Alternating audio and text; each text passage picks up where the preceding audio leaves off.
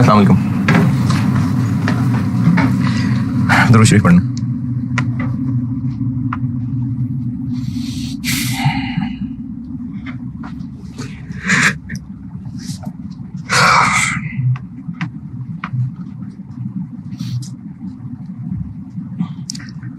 एक सवाल करते हैं, दिसंबर 14 होगा एक सवाल।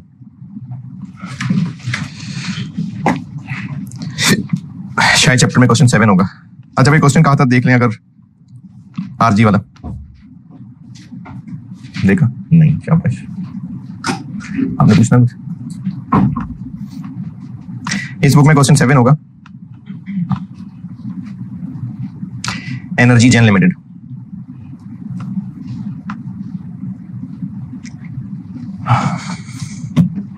पढ़ लें, करता हूं।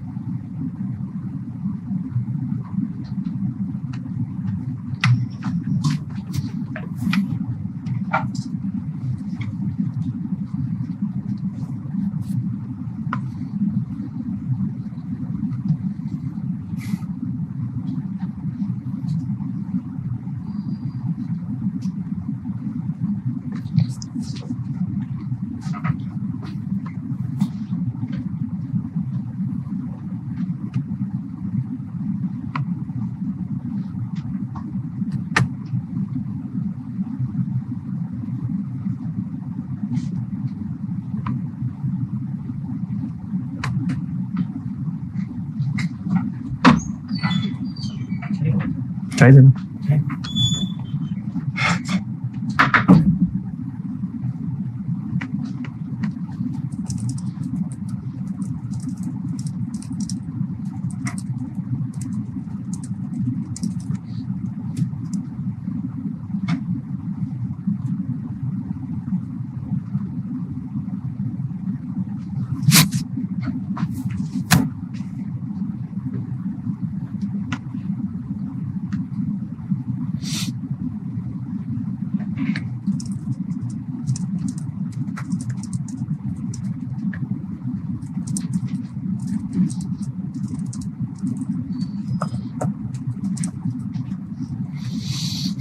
जी पढ़ लिया, कुछ समझ नहीं आया होगा। ये सवाल पेपर कंडीशन में बहुत मुश्किल सवाल था और बारह चलने समझाता हूँ सवाल, और जो समझाऊंगा उसके बाद अंग्रेजी दोबारा पढ़िएगा। हम एक कंपनी ईजीएल है और हमने $100 मिलियन का लोन लिया था, has obtained foreign currency loan of $100 million, और ये जब लिया था तो उसी वक्त ही, ये आपको दो टेबल नजर आ रहे हैं। जो पहला टेबल है इसमें उसका रेट, उसकी अमाउंट, कितनी नंबर ऑफ इंस्टॉलमेंट्स में वापस करना था, कब इंस्टॉलमेंट पे करना शुरू होना था, ये पहले टेबल के अंदर लिखा हुआ है। दूसरा टेबल नहीं, पहला टेबल। $100 मिलियन दो दफा करके लिया था, 45 एक और 55 एक। दोनों के इंटरेस्ट रेट्स भी फर्क है। ये ट्रेंच ए ट्रेंच बी में फर्क हो सकता है सिक्योरिटी की वजह से हो।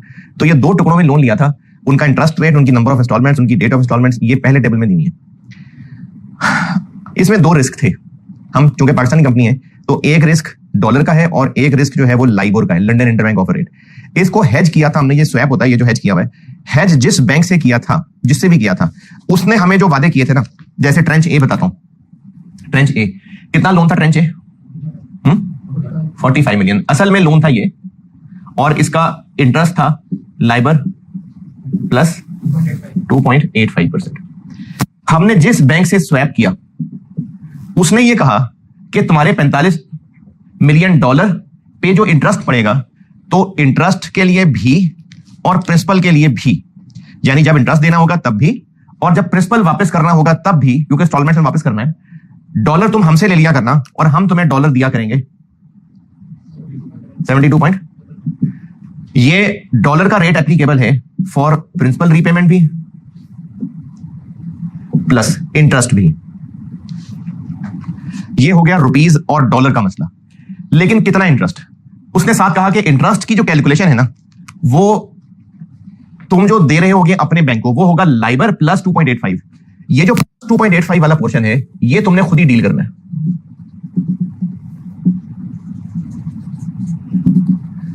ये ईजीएल ने खुद ही अरेंज करना है। लाइबोर से ऊपर वाला पोर्शन, मार्जिन ओवर लाइबोर, ये ऊपर वाला हमने खुद ही, जब जब इंटरेस्ट देने की बारी आएगी खुद ही अरेंज करना है। जिससे हम ये सब हेजिंग करा रहे हैं, उसने कहा है कि हम तुम्हारे इस लोन की रीपेमेंट के लिए तुम्हें डॉलर दिया करेंगे और इंटरेस्ट के लिए भी डॉलर दिया करेंगे, लेकिन इतने डॉलर देंगे कि जो लाइबोर के हिसाब से बनते होंगे उसकी जगह हम कैलकुलेशन करेंगे इसकी काइबर प्लस 0.1%। ये 3 मंथ का जो वर्ड है ना, ये सिर्फ इसलिए होता है कि 3 महीने के बाद काइबर रिवाइज हो जाया करेगा। काइबर एनुअल रेट ही होगा, लेकिन 3 मंथ काइबर का मतलब है कि हर 3 महीने बाद ये रेट रिवाइज हुआ करेगा। 3 मंथ लाइबर के हर 3 महीने बाद लाइबर रिवाइज हुआ करेगा, वो एनुअल रेट। तो जिससे हमने स्वैप किया, उसने कहा तुम्हारे लोन की जो कैलकुलेशंस होंगी, जितना लोन वापस करना होगा उसके पैसे भी और जो उसके ऊपर इंटरेस्ट बनता होगा, लेकिन जो बनता होगा उसकी कैलकुलेशन हम इसकी बजाय इस रेट के ऊपर करेंगे। जो डॉलर बनेंगे वो भी हम तुम्हारे हवाले कर देंगे। इस लाइबर का जो भी रेट होगा हम तुम्हारी कैलकुलेशन इतनी करेंगे, इस पे नहीं। अच्छा, अब हम तुम्हारे बैंक जिससे तुमने लोन लिया हुआ है उसको हम रीपेमेंट और इसकी अमाउंट खुद पे कर देंगे, तुम सिर्फ हमें इतने पैसे दे देना। मैं अपना जुमला थोड़ा करेक्ट कर रहा हूं, मैंने उस वक्त बात तो ये कर दी थी कि डॉलर हमसे लेना नहीं, सॉरी जुमला ठीक नहीं है। मैं अब रिवाइज बात ऐसे कर रहा हूं कि असल लोन है $45 मिलियन का, लाइबर प्लस 2.85 पे, जिससे हमने स्वैप किया। स्वैप का वर्ड नहीं मैं बता रहा हूं, स्वैप होता है। जिससे स्वैप किया है उस बैंक ने हमें कहा कि तुम ये जो प्लस 2.85 वाली टेंशन है ना, ये तुम खुद संभालोगे, इसको छोड़ दो। तो तुम्हारा लोन का रीपे करना और लाइबर के हिसाब से जो इंटरेस्ट बनता होगा वो हम तुम्हारे बैंक को खुद अपनी जेब से पे कर दिया करेंगे। तुम हमें उतने रुपए पे करोगे जो डॉलर कन्वर्टेड एट दिस बनते होंगे और इंटरेस्ट इस पे बनता होगा। तुम हमें उतने पैसे दिया करोगे, हम तुम्हारे बैंक से खुद ही डील कर लिया करेंगे, लेकिन ये वाला पोर्शन तुम अपने बैंक को खुद डायरेक्टली जाके पे करोगे। कुछ इसी तरह का काम उसने ट्रेंच बी के साथ भी एग्री किया है। ये जो दूसरा टेबल है और जो उसके नीचे लाइन लिखी हुई है, how ever the hedging covers, ये जरा अंग्रेजी पढ़ के देखें। ये कहानी मैंने समझाई है, ये कहानी समझ नहीं आई तो भी बता दें, और अगर ये कहानी अंग्रेजी से मैच नहीं कर रही तो भी बता दें।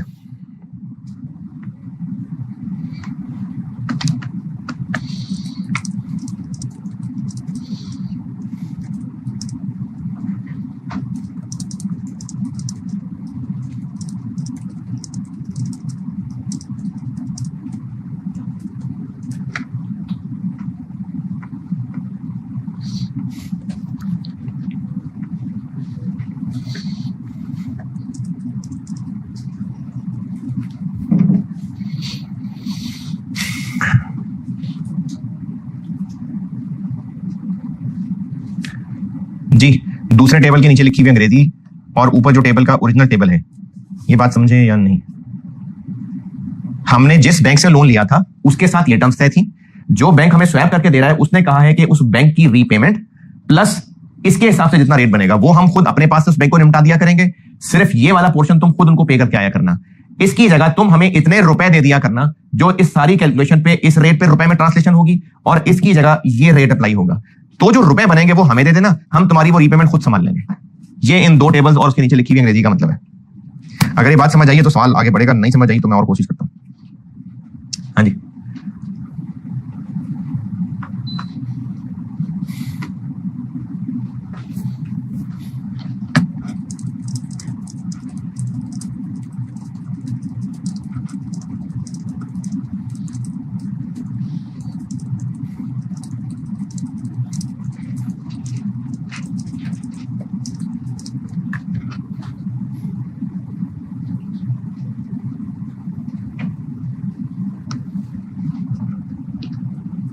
ठीक है, चलिए आगे।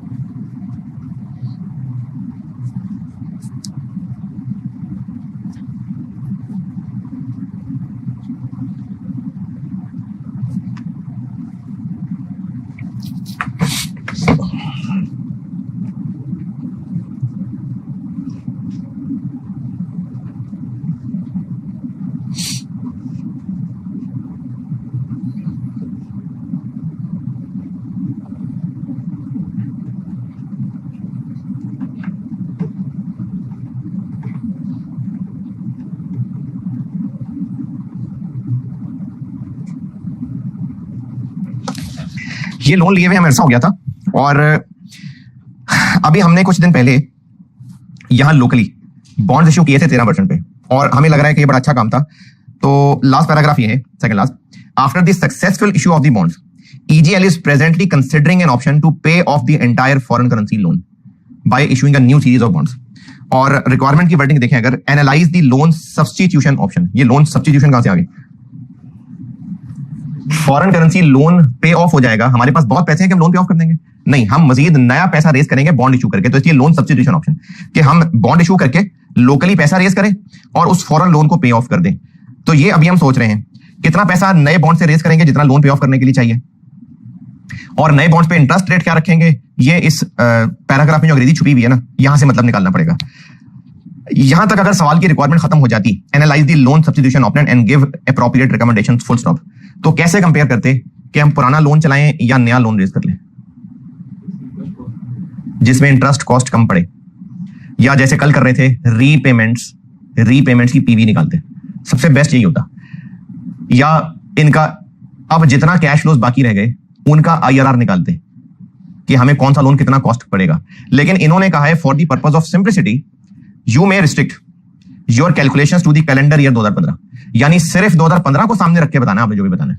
अब उसने जब फॉर द ईयर 15 कह दिया, सिर्फ एक साल को सामने रख के, तो फॉर द ईयर चीजें क्या हुआ करती हैं, interest expense for the year होता है। तो वो सिर्फ 2015 की दोनों ऑप्शंस की फाइनेंस कॉस्ट कैलकुलेट करवाना चाह रहा है, और फिर जिस लोन का सिर्फ फॉर द ईयर 15 का इंटरेस्ट एक्सपेंस ज्यादा होगा, कम बनता होगा, हम उसको प्रेफर करेंगे। ये रिक्वायरमेंट का मतलब निकाला मैंने। For the purpose of simplicity सिर्फ 2015 की बेस पे सॉल्व करना है। तो जब सिर्फ 2015 की बेस पे सॉल्व करेंगे तो 2015 का इसका मतलब हमने इंटरेस्ट एक्सपेंस निकालना होगा। ये है जी सवाल की अप्रोच। हमने करना क्या है, हमने करना यह है कि एग्जिस्टिंग लोन्स अगर एज इट इज चलते रहे तो 2015 का उनका इंटरेस्ट एक्सपेंस क्या होगा, और दूसरी ऑप्शन अगर हम लोकल बॉन्ड्स पे चले गए तो interest expense for the year 15 क्या होगा।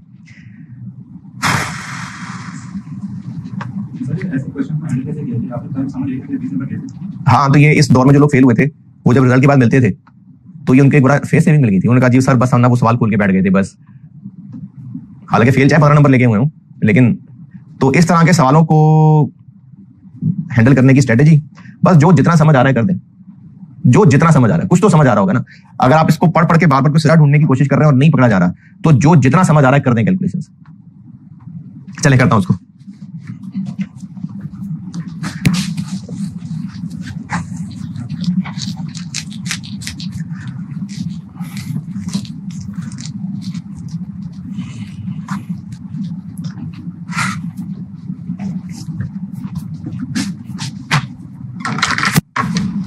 तो सवाल की प्लानिंग ये है कि हमने 2015 को सामने रखा, लास्ट में कहा इट में भी टुडे इज 1 जनवरी 15, तो आज 2015 जनवरी के शुरू में खड़े हैं हम और हमने 2015 की इंटरेस्ट कॉस्ट निकालनी है दोनों ऑप्शंस में।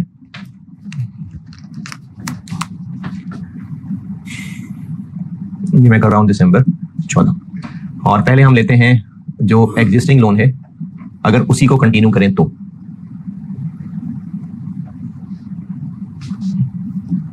ऑप्शन 1 ले लेते हैं कि एग्जिस्टिंग लोन कंटिन्यू करें तो कंटिन्यू एग्जिस्टिंग लोन।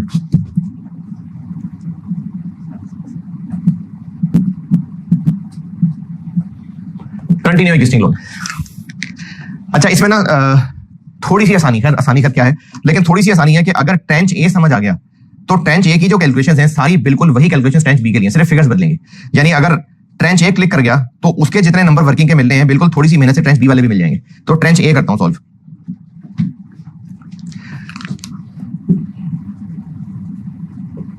अच्छा, एक तो ये कि ट्रेंच ए सॉल्व कर रहा हूं, दूसरा हमें कुछ कैलकुलेशंस रुपए में करनी है क्योंकि हमने जिससे स्वैप हेज किया उसने हमें ये कह दिया कि हम बैंक को खुद संभाल लेंगे, तुम हमें इतने रुपए दे दिया करना काइबर प्लस 0.1 पे, लेकिन जो ऊपर वाला 2.85% है वो तुमने खुद मैनेज करना है। तो इस ट्रेंच ए हेज्ड पोर्शन और अनहेज्ड पोर्शन ये हम अलग अलग चलाते हैं।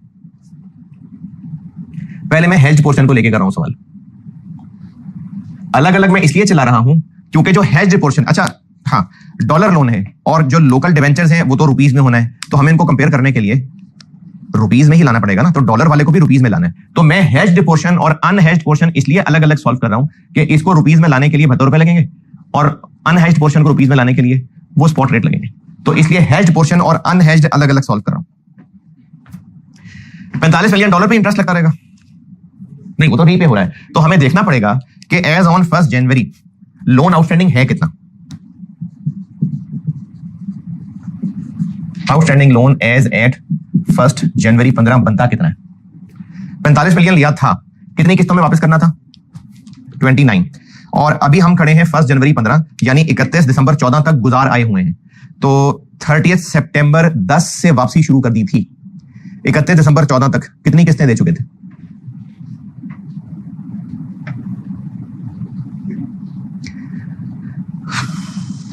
अच्छा, अगर आप ये निकालना ना चाहें तो चले दूसरा निकाल लेते हैं। 15, 16 2 साल पूरे रहते हैं और 17 की 3 किस्तें रहती हैं, तो 8 और 3 11 किस्तें रहती हैं। भाई आप 10 से जो गिनना शुरू कर रहे हैं तो हम 1 जनवरी 15 पे खड़े हैं। क्वार्टरली इंस्टॉलमेंट्स हैं, तो 4 15 की, 4 16 की और 3 17 की, 11 इंस्टॉलमेंट्स बाकी रहती हैं। 18 पे हो गई और 11 बाकी रहती हैं। तो जो इसकी डॉलर अमाउंट वापस करनी बाकी है वो है जी 11/29। कितना वापस करना है अभी जो मजीद करना है 17 पॉइंट, इतना वापस करना रहता है।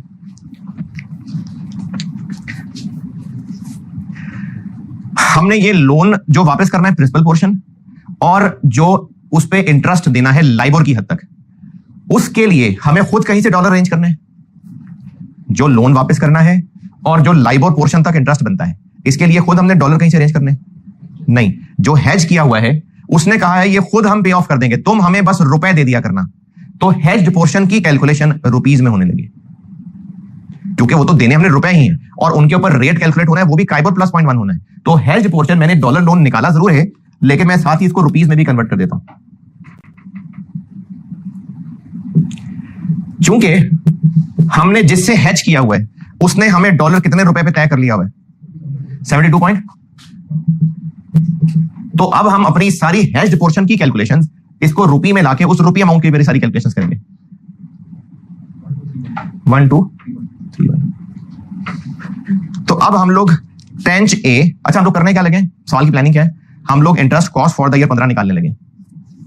तो जो हेज्ड पोर्शन है उस पे हमें क्या इंटरेस्ट कॉस्ट पड़ेगी, काइबर प्लस 0.1। अनहेज्ड पोर्शन पे क्या इंटरेस्ट कॉस्ट पड़ेगी, 2.85%। इसी तरह ट्रेंच बी के भी दो हिस्से टोटल कैलकुलेट करने पड़ेंगे, पर उन चारों को ऐड करेंगे तो एग्जिस्टिंग लोन ऑप्शन की टोटल इंटरेस्ट कॉस्ट बनेगी। Tranche A hedged portion KIBOR plus 0.1%, tranche A unhedged portion 2.85%। इसी तरह दोनों पोर्शन ट्रेंच बी के भी होंगे, फिर इन चारों का इंटरेस्ट ऐड करेंगे तो total interest for the year 15 बनेगा। तो अब हमने इस पे इंटरेस्ट एक्सपेंस की कैलकुलेशन करनी है 2015 के लिए। तो रीपेमेंट स्केड्यूल बना लेते हैं जैसे वो कल भी बनाया था।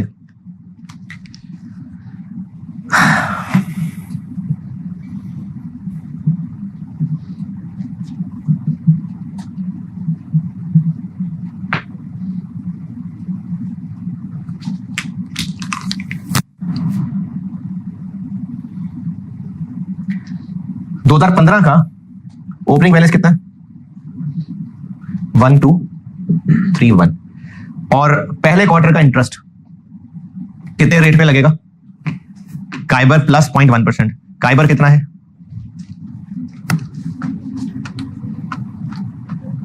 लास्ट पैराग्राफ 11.3, और कह रहे हैं जी ये इतना ही रहेगा पूरे साल में। तो 11.3 प्लस 0.1 11.4%, और 11.4% पूरे साल का है। तो क्वार्टर का कितना पड़ा,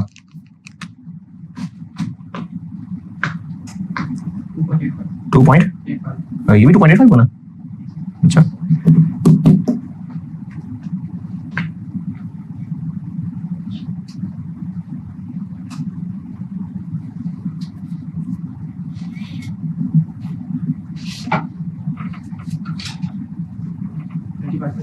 $35.08। फिर उसके बाद रीपेमेंट हो गई। अच्छा ये सवाल में काम आएगी बात, एक इंस्टॉलमेंट कितनी है अगर डॉलर में निकालें तो, इसको 11 पे डिवाइड कर दें बेशक,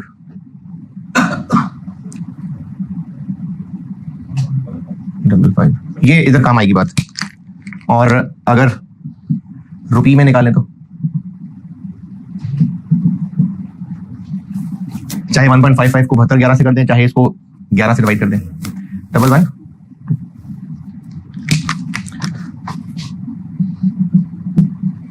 बाकी रह जाएगा 1119। और फिर क्वार्टर का इंटरेस्ट पड़ेगा, क्वार्टर 1 का इंटरेस्ट इस पे पड़ेगा, फिर ये वापस हो जाएगा, फिर क्वार्टर 2 का इंटरेस्ट इस पे पड़ेगा 31.333।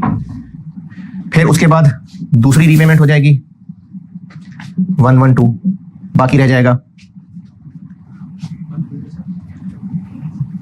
कितना 1007। इस पे लगेगा 2.85%, तो बन जाएगा 28 पॉइंट। फिर उसके बाद तीसरी रीपेमेंट हो जाएगी 112, बाकी रह जाएगा 895। इस पे लगेगा 25.51। ये 4 क्वार्टर के इंटरेस्ट बन जाएंगे हेज्ड पोर्शन पे।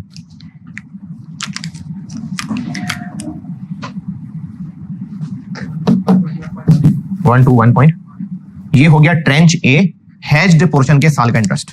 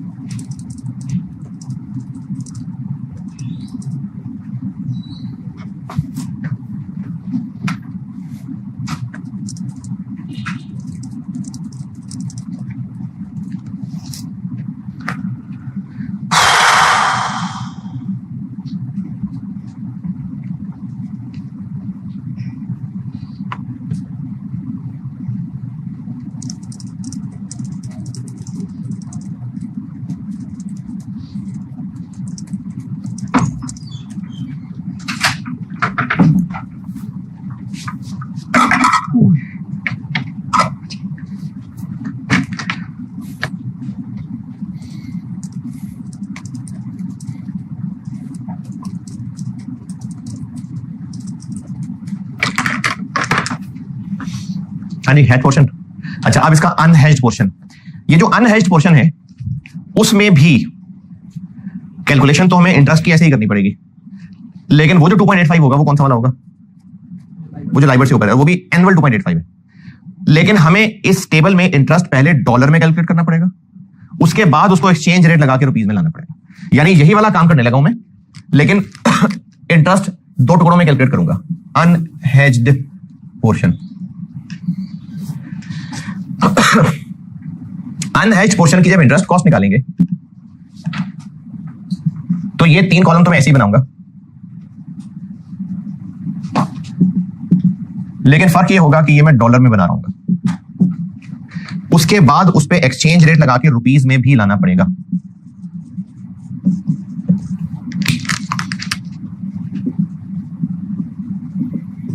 यहां पर हम डायरेक्टली रुपीज में इसलिए चले गए थे क्योंकि इस सारी कैलकुलेशन में रेट 72 रुपए 11 पैसे ही तय था, तो हमने स्ट्रेट कैलकुलेशन ही रुपीज में चला ली। लेकिन जहां पर असल में जो अनहेज्ड पोर्शन है ये तो वो डॉलर वाला ही है, और हमने हर क्वार्टर के एंड पे जो अपने ओरिजिनल बैंक को 2.85% वाला इंटरेस्ट रेट बनता है वो हमने खुद ही डॉलर खरीद के दिया करने हैं। तो इसलिए ये पहले डॉलर में कैलकुलेशन होगी, फिर रुपीज में जाएंगे। डॉलर में तो ऐसे ही होगा।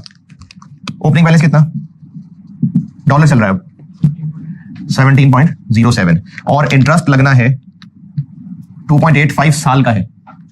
क्वार्टर का कितना बना?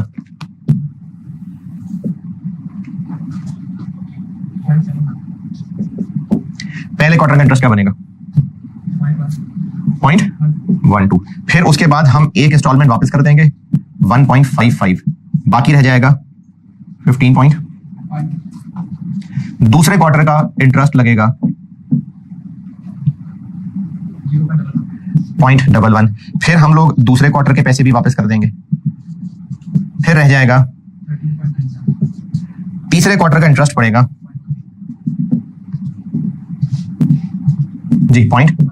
फिर उसके बाद तीसरे क्वार्टर की भी रीपेमेंट हो जाएगी, बाकी रह जाएगा 12 पॉइंट, और फिर चौथे क्वार्टर का इंटरेस्ट पड़ेगा 0.09। ये डॉलर के 4 इंटरेस्ट हैं, लेकिन हमें इनको रुपीज में लाना है। अच्छा, अब ये मैंने कैलकुलेशन तो की है ऐसे, लेकिन इंटरेस्ट तो क्वार्टर एंड पे ही पे होगा। यानी ये मैंने पहले क्वार्टर एंड का रीपेमेंट से जस्ट पहले इंटरेस्ट निकाला है। तो एक्सचेंज रेट्स कौन से लगाने हैं इस पे? 31 मार्च 15, 30 जून 15, 30 सितंबर 15, 31 दिसंबर 15। तो वो कितने एक्सचेंज रेट?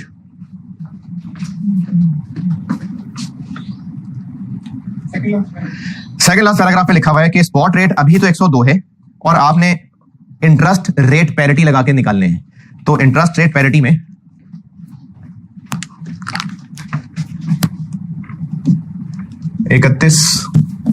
फर्स्ट जनवरी 15 वाला रेट कितना है? 102। 31 मार्च वाला कितना होगा? 102 ऊपर 1 प्लस किसका इंटरेस्ट?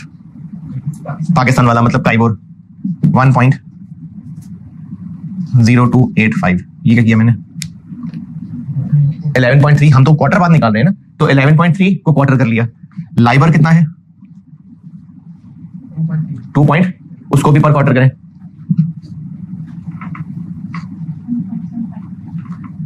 58 चले। हम क्वार्टर के बाद का एक्सचेंज रेट निकाल रहे हैं, तो काइबर क्वार्टर वाला, लाइबर क्वार्टर वाला। ये 2.85, ये वाला 2.85 नहीं है। 11.3% साल का, उसको मैंने क्वार्टर का किया है। लाइबर साल का, उसको मैंने क्वार्टर का किया। कितना होगा 31 मार्च को एक्सचेंज रेट?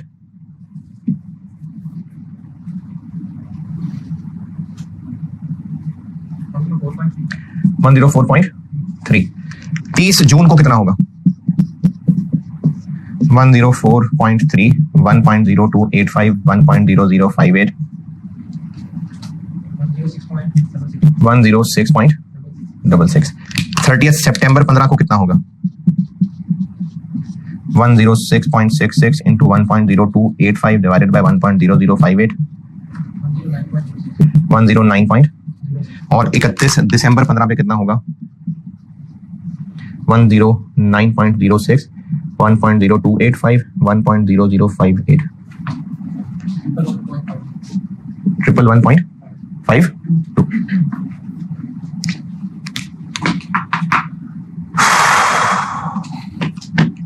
31 मार्च, 30 जून,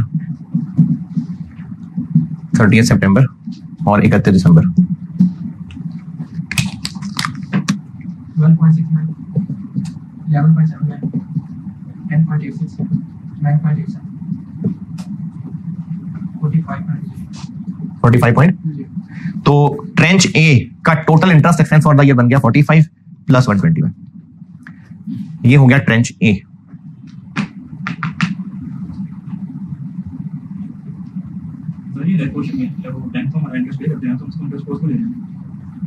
क्योंकि बैंक ने कहा है कि आप प्रिंसिपल के पैसे भी हमें देंगे और जो इंटरेस्ट के पैसे देंगे वो काइबर प्लस 0.1 के हिसाब से देंगे, वो इंटरेस्ट भी लेगा हमसे। दूसरा टेबल देखे ना, प्रिंसिपल और लाइबर ये स्वैप हो जाएगा, प्रिंसिपल 7211 वाला और इंटरेस्ट काइबर प्लस 0.1 वाला। देखिए उसने हमसे पैसे लेने हैं ना बैंक ने, वो हमारे बिहाफ पे प्रिंसिपल वापस करेगा और लाइबर देगा, तो बदले में हमसे भी तो कुछ लेगा। तो हमसे प्रिंसिपल अमाउंट 7211 के हिसाब से लेगा और जो इंटरेस्ट बनता होगा वो लाइबर की बजाय काइबर प्लस 0.1 के ऊपर कैलकुलेट करके जितना बनता होगा वो लेगा।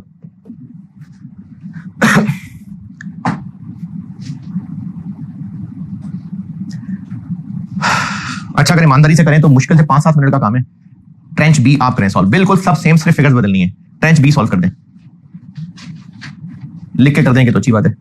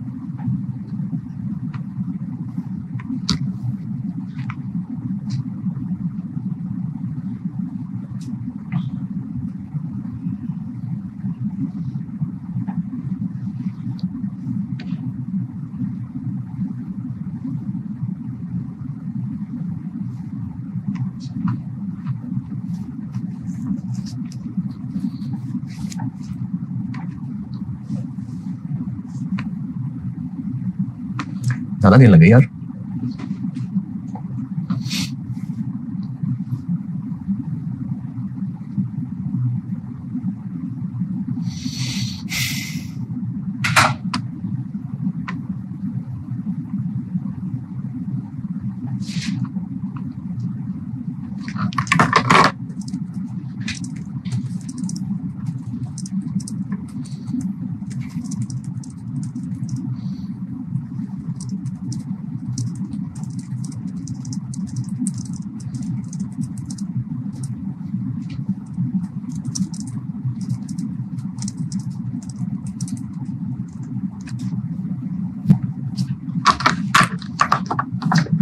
जल्दी जल्दी चल हो गया। तो अगर हम ऑप्शन 1 में चले तो इस ट्रेंच ए के 2 और ट्रेंच बी के 2 टेबल बनाने के बाद finally total finance cost for 2015 क्या बनेगी, इन चारों को ऐड कर देते हैं। 121.18, 45.2 और ट्रेंच बी वाले बताएं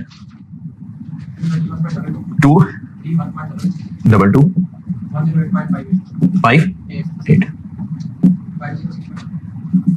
5018। ये हमारे अगर एग्जिस्टिंग लोन कंटिन्यू रहा तो 2015 की फाइनेंस कॉस्ट ये होगी। कंपेयर कैसे कर रहे हैं अब, लोकल से। अगर हम लोकल में चले गए, ऑप्शन 2 हो गई, अगर हम लोकल लोन पे चले जाएं, लोकल डिबेंचर्स, तो इस पे हमें इंटरेस्ट कॉस्ट क्या पड़ेगी। इसमें ये जो पैराग्राफ लिखा है ना, मैं आपको इसकी अंग्रेजी समझ जाता हूं। बिजनेस वैल्यूएशन,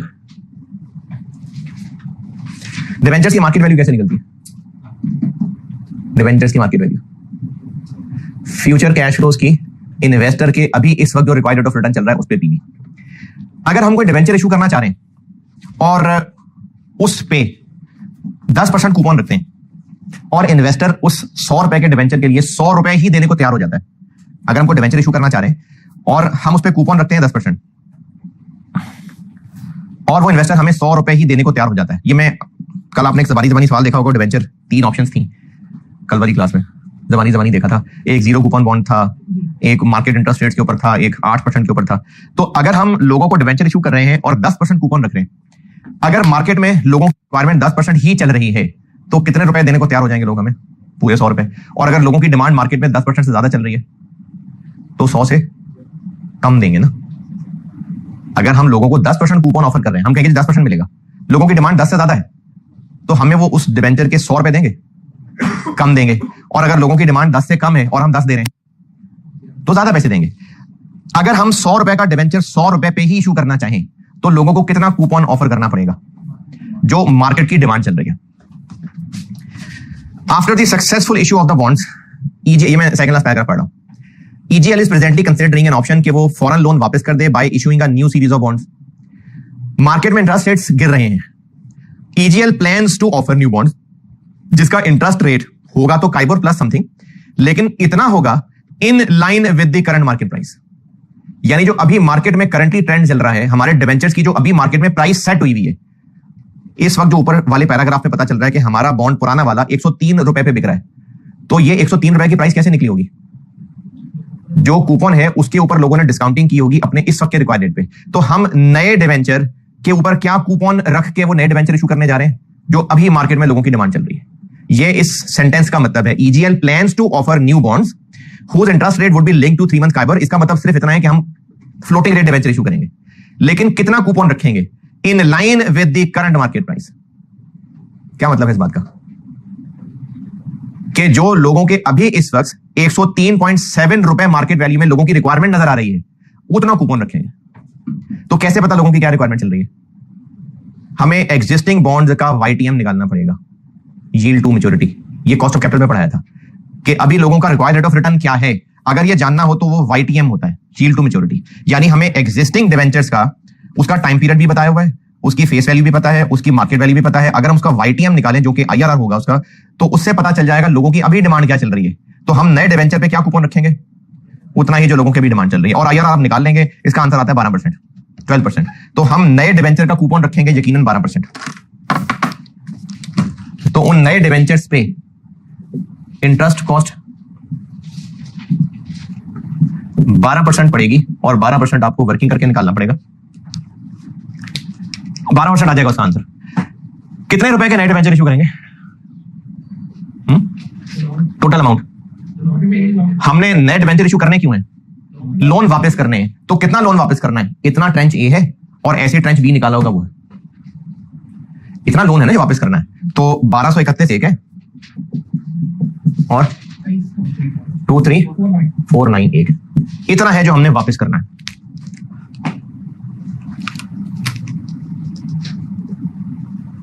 इतने रुपए के डिवेंचर इशू करेंगे और उन पे कूपन रेट इतना होगा। तो 1 साल 2015 का इंटरेस्ट पड़ेगा डिवेंचर्स पे।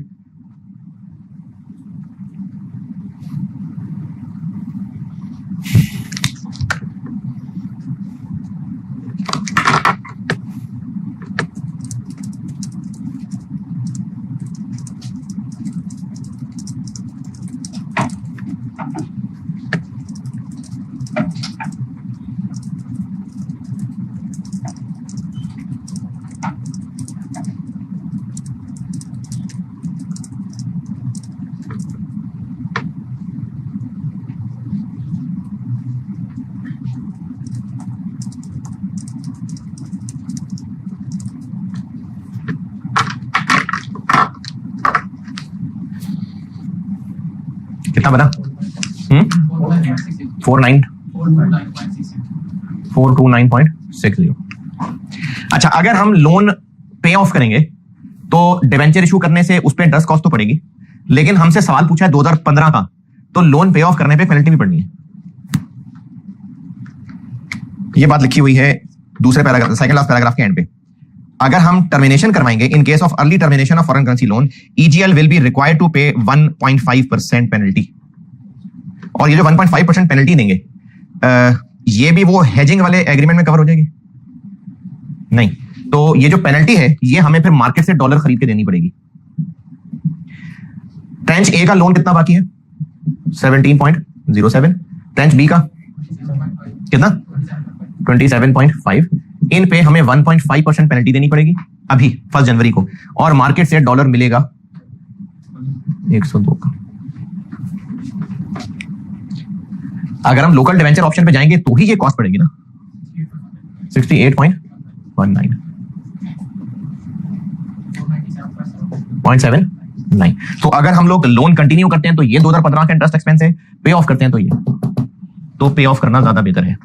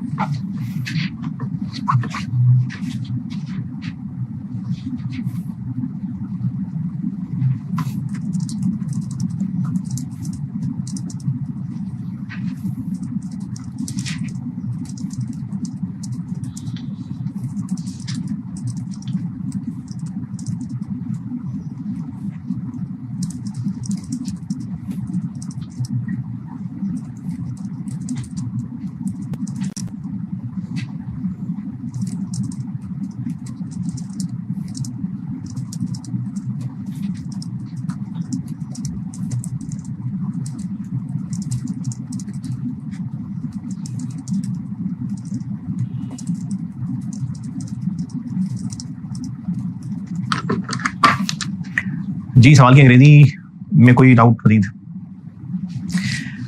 डेट फाइनेंसिंग बस बहुत है। और ये जो आपको 4-5 सवाल दिखाए हैं, इन सब में ना नसीहत ये है कि सवाल की वर्डिंग को ही बहुत ध्यान से पढ़ के फिर ही आइडिया मिलेगा कि क्या करना है। कुछ और भी पुराने सवाल डाले हुए मैंने, क्वेश्चन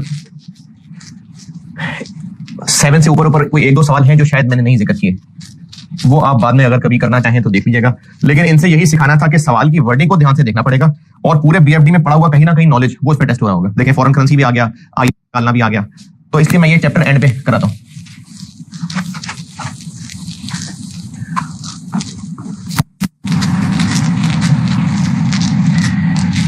इक्विटी फाइनेंसिंग,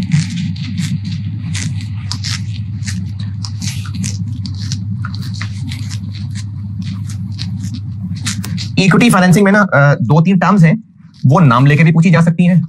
ज्यादा पुराने सवालों में पूछी होती थी, अब इसका इतना कोई ट्रेंड रह नहीं गया है, लेकिन बहरहाल इक्विटी फाइनेंसिंग पे आ गया।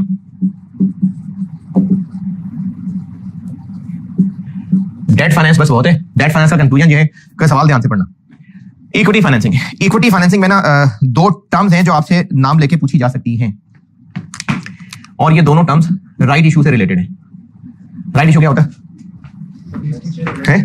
एग्जिस्टिंग शेयर होल्डर्स के पास राइट होता है कि कंपनी को जब पैसा और चाहिए तो पहले उन लोगों से पूछेंगे, और फाइनेंस की हद तक, लॉ नहीं, फाइनेंस की हद तक वो मान भी जाएंगे। फेस वैल्यू पे ही इशू करने पड़ेंगे? बिल्कुल ऐसा कोई रूल नहीं है। कंपनी को देखना पड़ेगा कि अभी इस वक्त कंपनी की हालत औकात क्या है। अगर मार्केट में शेयर्स मार्केट में बहुत अच्छे रेट पे बिक रहे हैं, तो कंपनी जब नए शेयर ऑफर करेगी एग्जिस्टिंग लोगों को, अच्छा मार्केट से खरीद कर लोगों को दे देगी, नए इशू करेगी, तो उन इंडिविजुअल्स का इंटरेस्ट कब होगा? जब उनको ऑफर की जा रही होगी मार्केट प्राइस से कम पे। तो यही कॉन्सेप्ट है इसका। तो राइट इशू फाइनेंस की हद तक ये होते हैं एग्जिस्टिंग शेयर होल्डर्स को नए शेयर इशू करना, और ये तभी सक्सेसफुल होंगे जब ये लोअर प्राइस पे होंगे। तो फाइनेंस की हद तक राइट इशू ये कि जब नए शेयर इशू किए जाएंगे मार्केट प्राइस से सस्ते पे।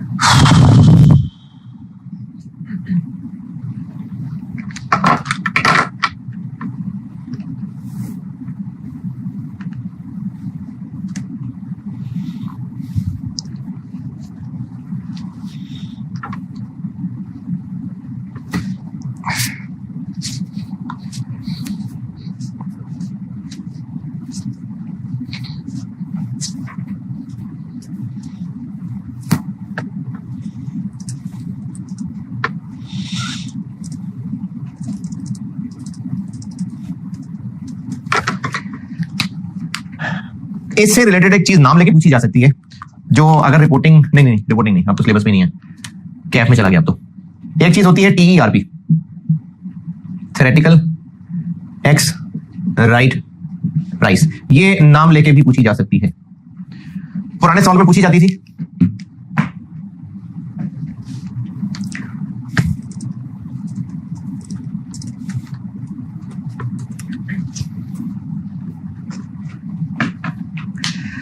इसका कॉन्सेप्ट मिसाल से समझाता हूं, फिर उसी से फॉर्मूला भी बना दूंगा।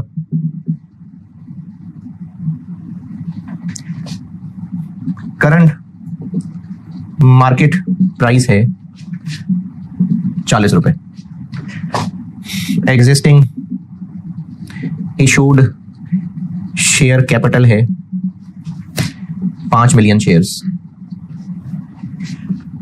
Company is considering right issue of 2 for 5 at a price of 30 रुपए।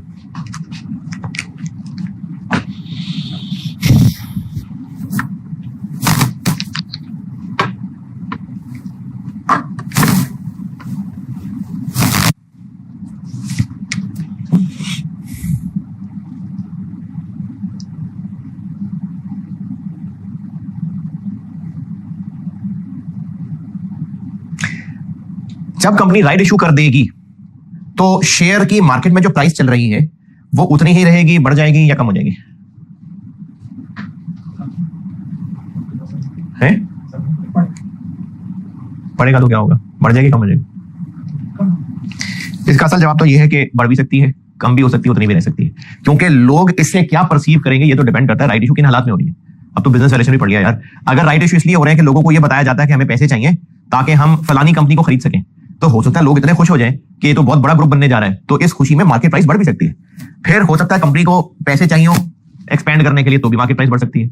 हो सकता है कंपनी को पैसे चाहिए ओनर से क्योंकि लोन पे ऑफ करना है, हालात खराब है, तो कोई भी परसेप्शन लोगों की हो सकती है, तो मार्केट प्राइस कम भी हो सकती है, ज्यादा भी हो सकती है, सेम भी रह सकती है, लेकिन थ्योरेटिकली स्पीकिंग कम हो जाएगी। कम होके कहां तक पहुंच जाएगी, इसको टीईआरपी कहते हैं, थ्योरेटिकल एक्स राइट प्राइस।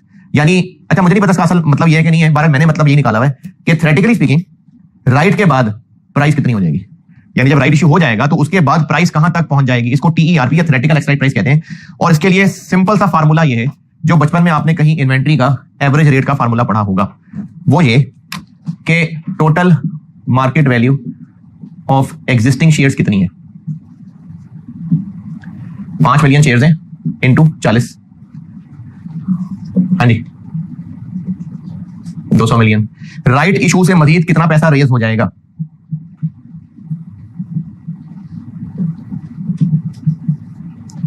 कितने शेयर इशू होंगे और 2 for 5 2 मिलियन, कितने का एक,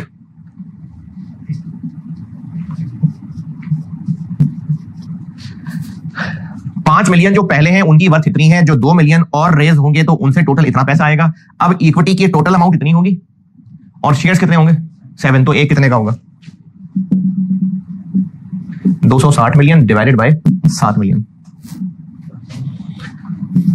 37.15, ये होता है टीआरपी कि जितने एग्जिस्टिंग हैं, यानी अगर मैं इन्वेंट्री की टर्म में बात करूं तो इतने यूनिट्स इतने रुपए वाले हैं, इतने यूनिट्स इतने रुपए वाले हैं, तो एवरेज रेट अमाउंट ऐड करके यूनिट से डिवाइड कर दें, ये है टीईआरपी।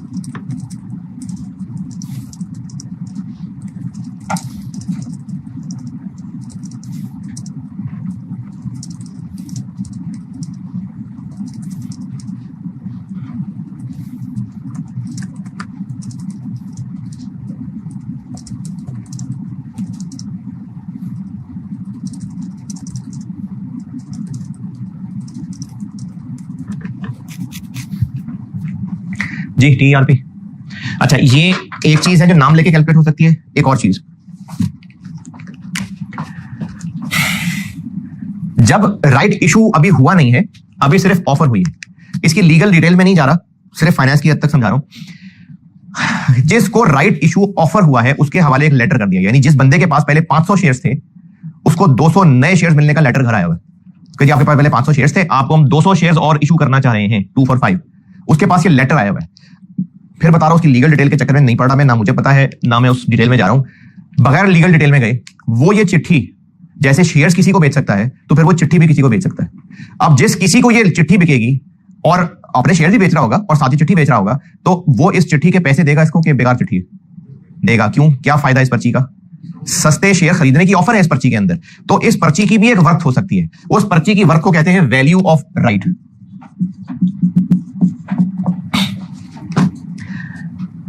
इस पर्ची की वर्थ कितनी है, जिसको ये पर्ची मिलेगी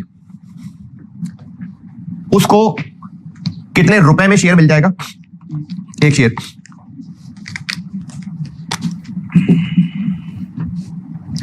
लेकिन जब ये 30 रुपए देके शेयर खरीदेगा तो उस शेयर की वर्थ कितनी होगी, 40 या 37? 37। तो इसको इस पर्ची का फायदा 7.515 का है, ये होती है वैल्यू ऑफ राइट, यानी टीईआरपी और एक्सरसाइज प्राइस, इसको वैल्यू ऑफ राइट कहते हैं। लेकिन ये जो वैल्यू ऑफ राइट है ना, इसको एक और डिग्री पे जाके कैलकुलेट किया जा सकता है, वैल्यू ऑफ राइट पर एग्जिस्टिंग शेयर। इसका मतलब यह है कि उसके पास ये पर्ची कब पहुंचेगी, अगर उसके पास पहले 5 शेयर्स होंगे तो। जिस इंडिविजुअल को ये पर्ची मिली है, उसको ये पर्ची क्यों मिली है? उसके पास अगर 5 शेयर हैं तो उसको 2 पर्चियां मिली हैं। यानी अगर उसके पास 5 शेयर्स हैं तो उसको इतनी वर्थ की पर्चियां मिल गई हैं। तो उसको 5 शेयर्स मौजूद होना इतना फायदा देंगे। तो पर शेयर फायदा कितना है?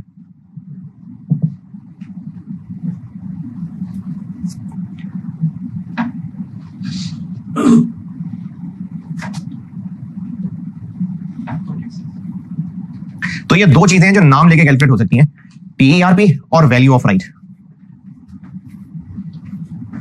अच्छा, टीईआरपी के बारे में ना ये टीआरपी की फिगर ओके। टीआरपी के बारे में एक बात बता रहा हूं, वो आप अपने अल्फाज में लिख लीजिएगा, लिख जरूर लेना।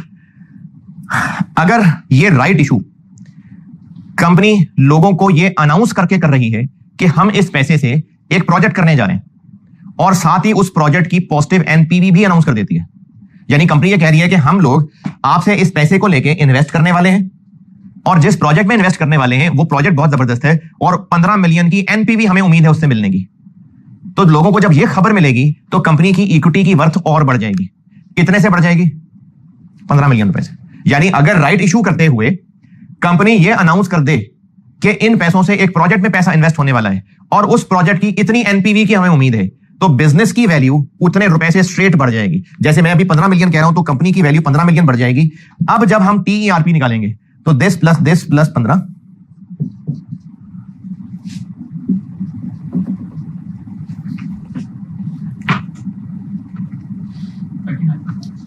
2। तो अगर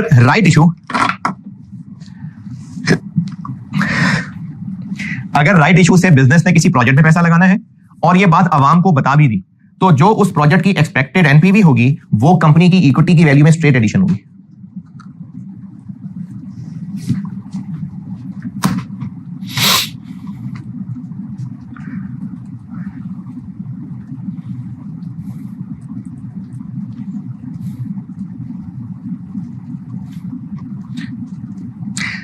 अच्छा, एक छोटा सा सवाल करते हैं, फिर नमाज की ब्रेक कर लेते हैं।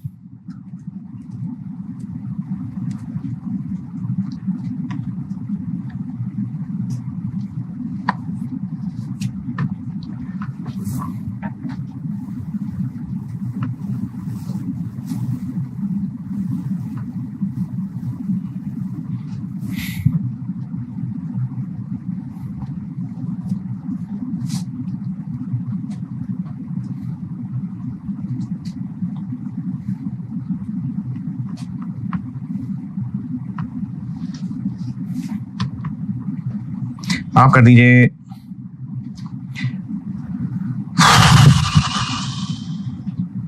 बुक में है question 8, the directors of PSD, the directors of PSD.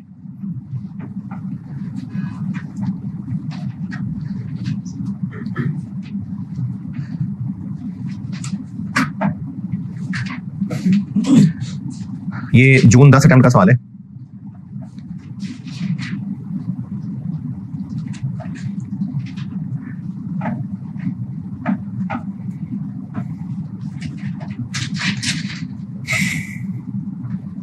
The directors of PSD, इसकी रिक्वायरमेंट ए का 0.1 और 0.2 करिएगा, छोटा सा सवाल है। 0.3 फिर मैं बताता हूं। रिक्वायरमेंट ए का 0.1 और 0.2 करिएगा, फिर 0.3 मैं बताऊंगा।